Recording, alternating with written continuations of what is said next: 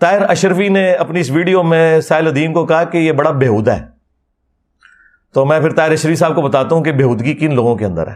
آئے ہائے ہائے ہائے. اشرف تھانوی صاحب نے کتاب لکھی ارواح ثلاثہ، 3 اولیاء کی کرامات جو اپنے بزرگوں کو انہوں نے ڈکلیئر کیا ہے. ان میں قاسم نانوتوی، رشید احمد گنگوئی بھی شامل ہیں. تو وہ اس میں کہتے ہیں کہ ایک دفعہ کوئی مدرسے میں پروگرام تھا بڑے لیول کا.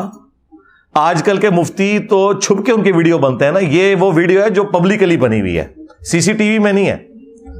اور اس کے راوی ایک سکہ اور صدوق دیوبندی عالم اشرف تھانوی صاحب ارواح ثلاثہ میں لکھتے ہیں. وہ کہتے ہیں کہ جی ایک دفعہ کوئی مجمع تھا ہمارے مدرسے کے اندر، تو مولانا قاسم نانوتوی کو رشید احمد گنگوئی صاحب نے پبلکلی چرپائی پہ اپنے ساتھ لٹا لیا.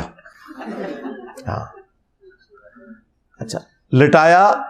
اس کے بعد انہوں نے کروٹ اپنی ان کی طرف کی اور عاشق صادق کی طرح ان کے سینے پہ ہاتھ پھیرنا شروع کر دیا. یہ لکھا ہوا ہے، نہ لکھا ہوا مجھے پکڑ رہی ہو. اور اس کا وہی مطلب ہے جو آپ سمجھ رہے ہیں. ہاں یہ میں بتاؤں، اس کی وجہ یہ ہے کہ قاسم نانوتوی صاحب نے کہا کہ میاں لوگ کیا کہیں گے. ہاں میاں لوگ کیا کہیں گے. تو رشید احمد گنگوئی صاحب کہتے ہیں لوگوں کو کہنے دو جو کہتے ہیں.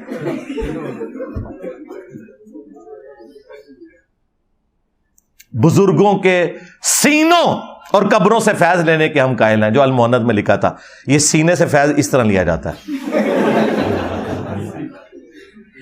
اور قبروں سے فیض بھی اسی میں لکھا ہوا ہے ارواح ثلاثہ میں کہ مرنے کے 6 سال کے بعد قاسم نانوتوی صاحب، وہ جو میاں میاں کر رہے تھے کہ میاں لوگ کیا کہیں گے، جو اس کیس میں مفعول تھے، تو وہ مفعول جو ہیں وہ اپنی قبر سے نکلے اور دیوبند کے 2 مولویوں کی صلح کروا کے قبر میں واپس چلے گئے. خواب میں نہیں، بیداری میں. بیداری میں مجھے طارق جمیل صاحب نے فون کیا، مجھے کہتے ہیں یار لکھا ہوا ہے. میں نے کہا جی بالکل لکھا ہے. انہوں نے کتاب بھیج، میں کتاب بھیج دی، انہوں نے پڑھ بھی لیا. اس کے بعد جو کچھ انہوں نے کہا وہ سینسر ہے.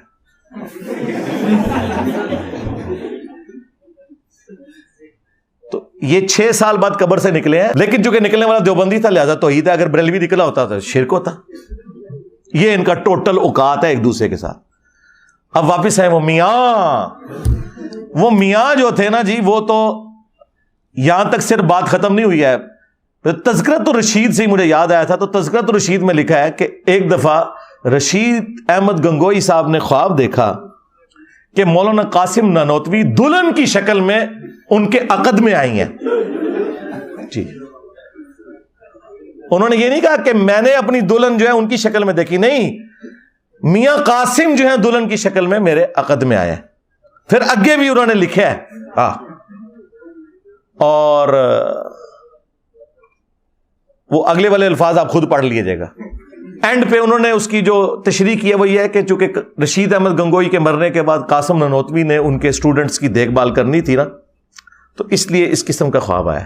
ان کو خواب اسی قسم کے آتے ہیں.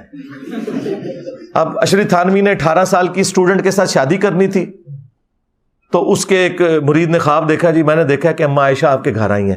تو اس نے کہا کہ اس سے تشریح تو یہی بنتی ہے کہ کوئی کم سن لڑکی میرے ہاتھ لگے گی. استغفر اللہ. دیکھ رہا ماں کو ہے اور اس کی جو تشریح کر رہا ہے وہ یہ خوابوں کی تشریح بیان ہو رہی ہے بزرگوں کی. ابھی تو اشرف علی رسول اللہ والا خواب تو اپنی جگہ، اور وہ صرف خواب نہیں ہے، اس کے بعد بیداری میں بھی اس نے پڑھا. لوگ کہتے ہیں جی وہ بے اختیار تھا، جی اس بیچارے کا کیا قصور. ہم کہتے ہیں ہم اس کو نہیں کہہ رہے، ہم تو بابے کو کہہ رہے ہیں کہ بابے کو جب پتا چلا کہ اس پہ شیطان چڑھ گیا تو اس کا کام یہ نہیں تھا اسے تسلی دیتا، بلکہ یہ کہتا کہ توبہ کر، تیرے تے شیطان چڑھے ہے. کہتے نہیں، تسلی تھی کہ تیرے پیر متبع سنت ہے، جو تو نے خواب میں بھی پڑھا اور بیداری میں بھی بے اختیار نکلا. یہ تو بے اختیار نہیں تھا.